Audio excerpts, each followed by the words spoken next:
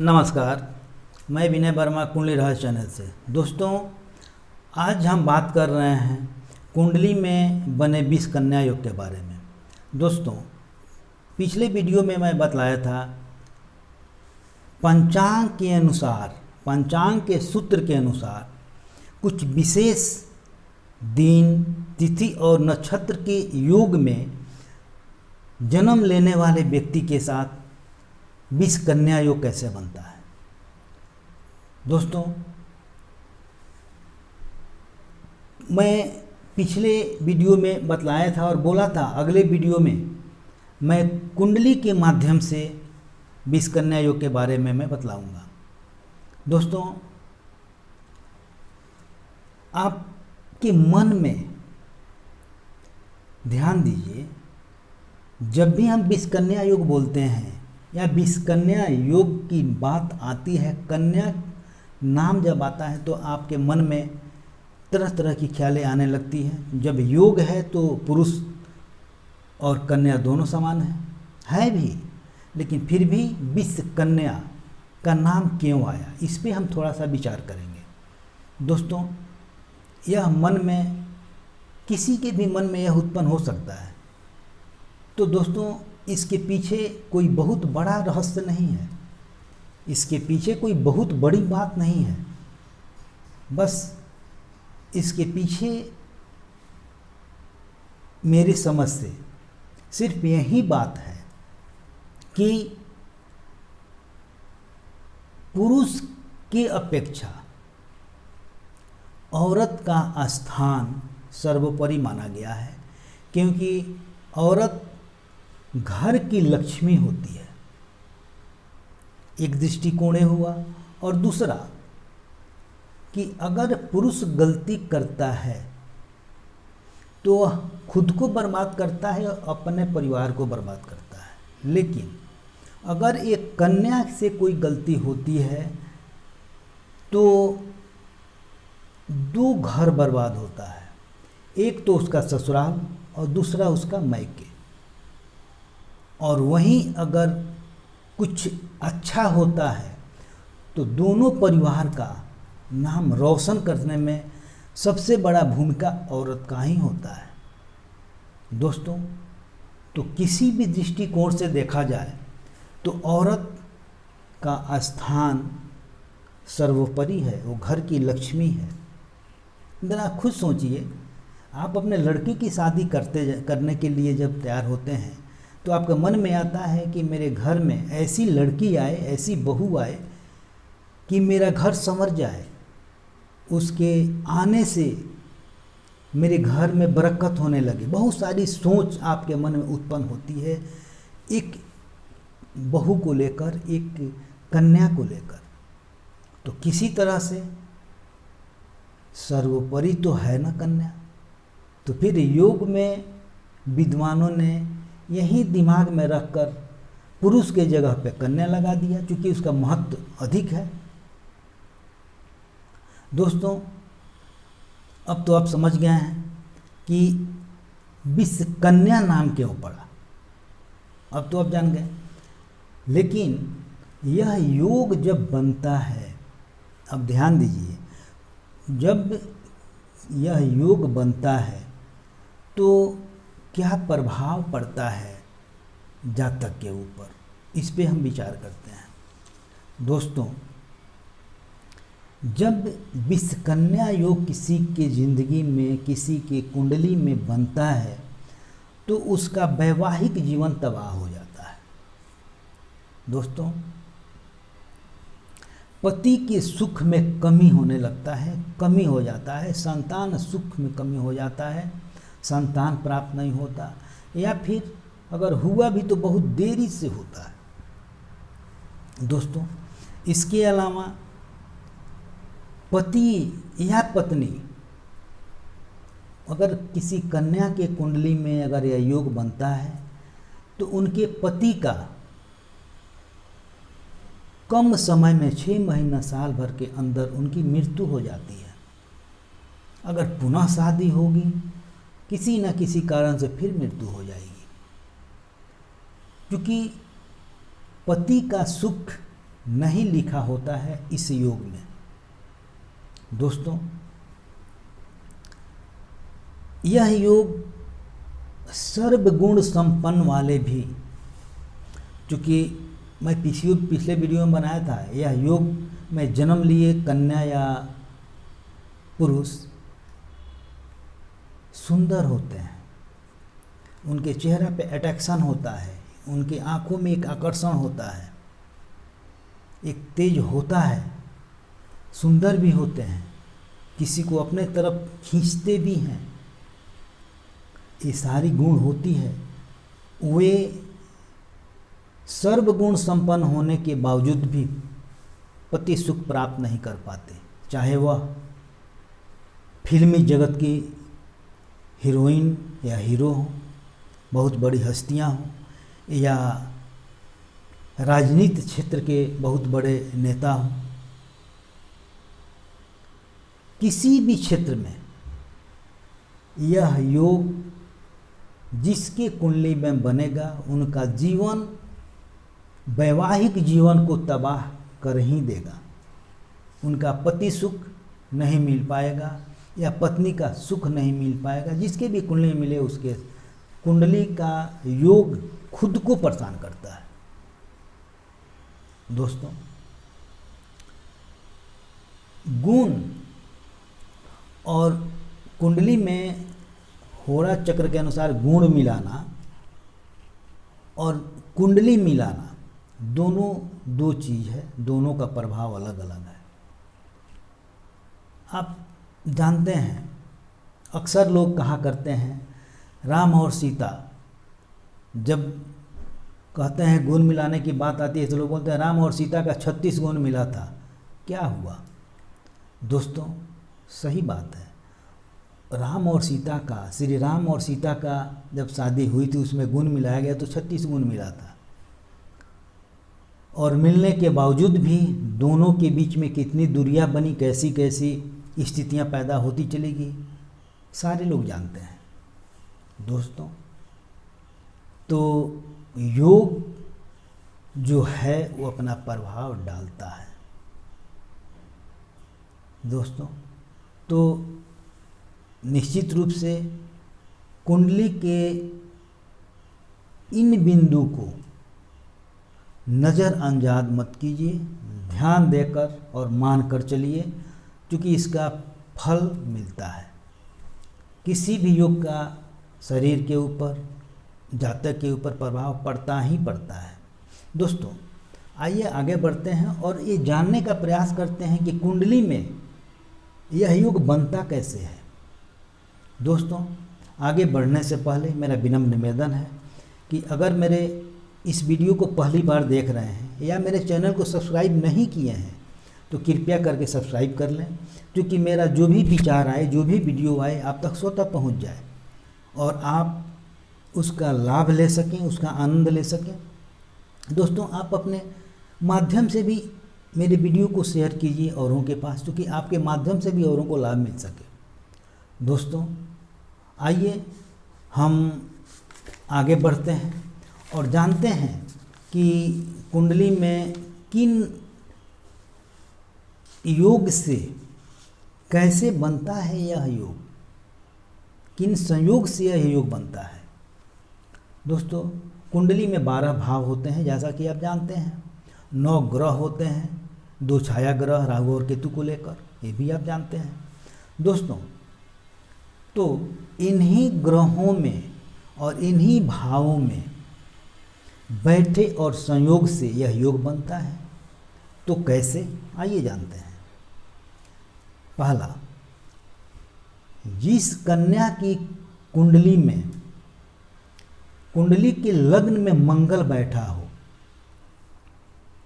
एवं पंचम भाव में सूर्य बैठा हो तो विष कन्या योग का निर्माण करता है, विष कन्या योग बन जाता है।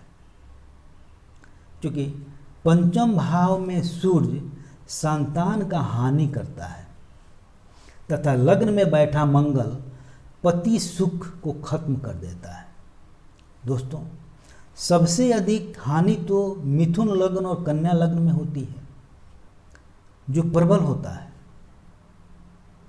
मिथुन लग्न में विवाह स्थान का स्वामी बृहस्पति होता है और जो लड़की की बृहस्पति जो है लड़की के पति का कारक बनता है, ग्रह है। दोस्तों, मिथुन लग्न में सूर्य नीच का हो जाता है पंचम भाव में, जो प्रबल विष कन्या योग बना देता है। दोस्तों, इसके अलावा पंचम भाव में शनि बैठा हो, ध्यान दीजिए, पंचम भाव में शनि बैठा हो एवं लग्न में सूर्य बैठा हो तो भी विष कन्या योग का निर्माण हो जाता है।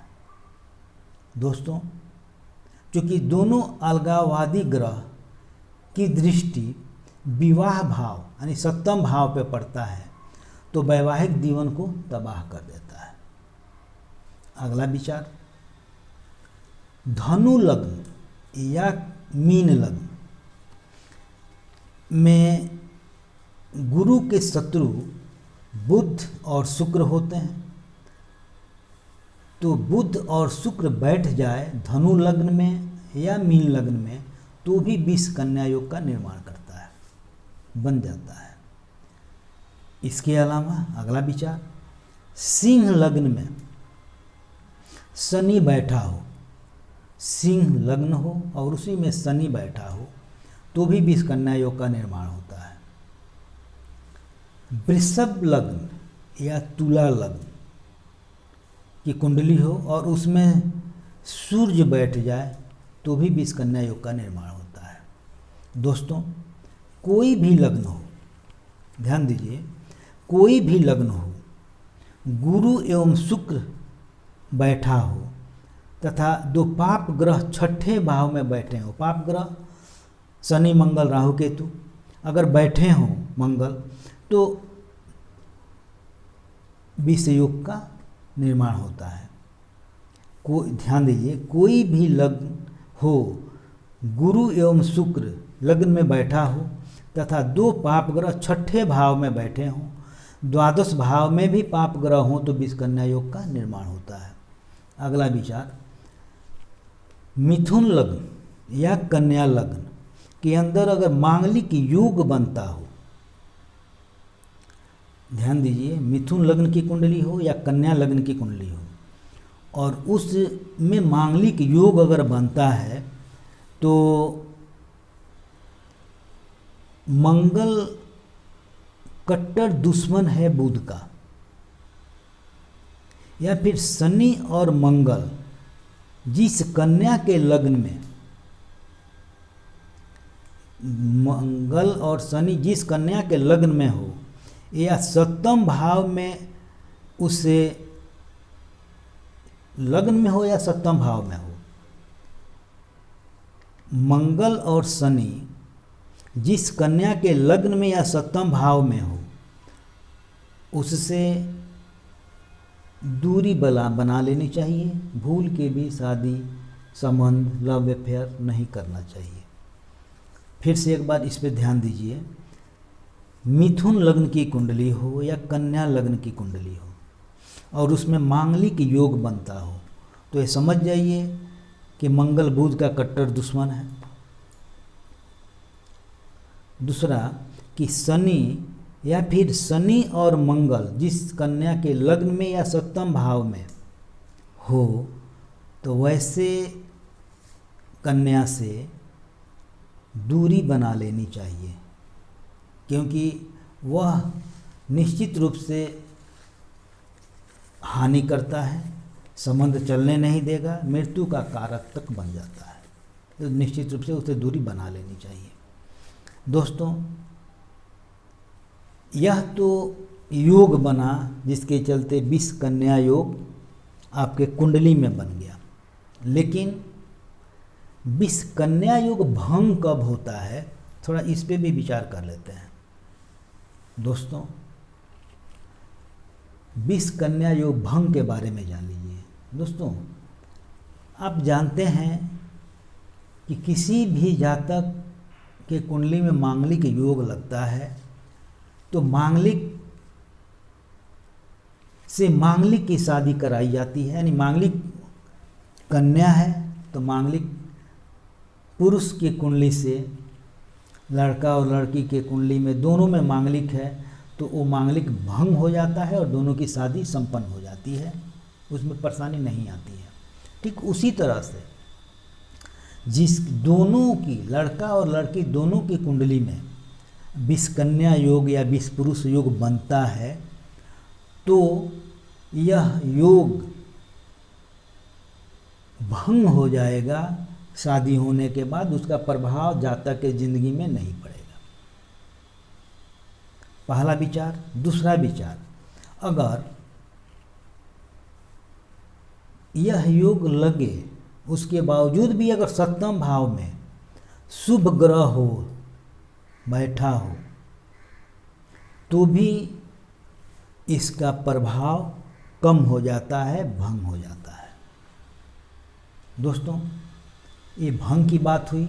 अब इसके समाधान का बात, इनके उपाय के बारे में जानिए।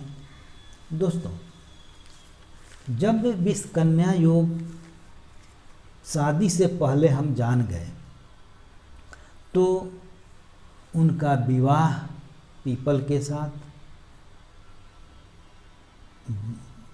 बट के साथ, बरगद के साथ या कुंभ विवाह कर लेनी चाहिए। पहला चीज, बट सावित्री व्रत का पूजा करना चाहिए। दूसरा, तीसरा, शिव जी पे गाय का कच्चा दूध, काला तिल और अदरक मिला के अभिषेक करना चाहिए। विष्णु का पूजा करना चाहिए और इसके अलावा दुर्गा सप्तशती को गायत्री मंत्र से संपुटित करके पाठ करना चाहिए। ऐसा करने से 100% इस विषकन्या योग से मुक्ति मिल जाता है, उसका समाधान हो जाता है और जातक के जिंदगी में किसी तरह की घटना नहीं घटती है। इसके अलावा और भी कुछ उपाय हैं, कुछ उस तरह के उतारा है और भी कुछ चीज़ें हैं जिसके माध्यम से होता है। दोस्तों हम आशा करते हैं कि आप कुंडली से बने विषकन्या योग के बारे में जान गए होंगे। इस योग को समझने के लिए आप अपना कुंडली खोलिए और फिर इन योगों को जो मैं बतला रहा हूँ उनको सुन के अपने कुंडली से मिलान कीजिए। कहीं आपके कुंडली में योग तो नहीं बन रहा है। अगर बन रहा है तो उसका समाधान भी और भंग भी मैंने बतलाया।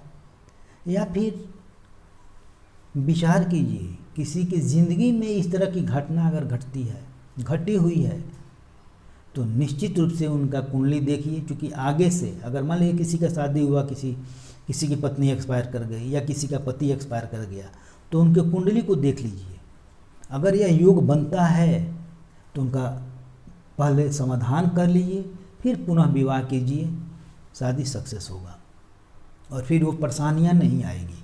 तो निश्चित रूप से इस पे ध्यान दीजिए। दोस्तों पुनः मैं कहूँगा कि अगर मेरे चैनल को सब्सक्राइब नहीं किए हैं तो कृपया सब्सक्राइब कर लें और मेरे वीडियो को शेयर करें क्योंकि औरों को लाभ मिल सके। दोस्तों अगले वीडियो के साथ मैं फिर आपके सामने आऊँगा। तब तक के लिए जय माता दी।